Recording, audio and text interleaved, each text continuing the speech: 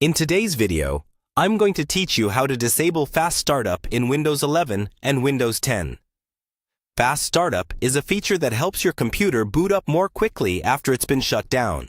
It does this by saving some system information to a file, instead of completely turning everything off. While it sounds helpful, it can sometimes cause problems, like preventing Windows updates from installing properly, making it harder to access your BIOS or UEFI settings, or causing issues with dual boot setups and certain hardware. If you're running into any of these problems, or you just want a true, clean shutdown every time, turning off Fast Startup can help. Let's walk through how to disable it, step by step. First, you'll need to open the Control Panel. The easiest way is to click on the Start button and begin typing Control Panel, then select it from the search results. If your Control Panel is showing categories, that's fine. We'll stay in that view. Next, find and click on Hardware and Sound. Inside this section, look for Power Options, and then click on Choose what the power buttons do.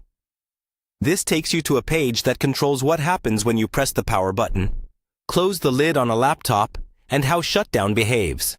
At the top of this window, you might notice that some options are grayed out and can't be changed yet.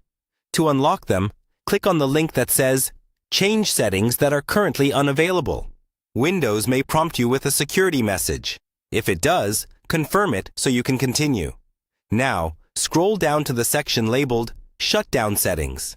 Here you should see a checkbox that says Turn on Fast Startup, recommended. To disable Fast Startup, simply uncheck this box. If you don't see the option at all, it usually means hibernation is turned off on your system, and Fast Startup is already effectively disabled. Once you've unchecked it, click Save Changes at the bottom of the window. That's all you need to do. The change will apply the next time you shut down and start your computer.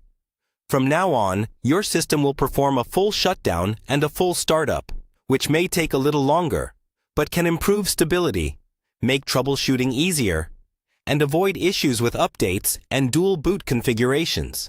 If you ever want to re-enable Fast Startup, just come back to the same settings page and check that box again. Then save your changes.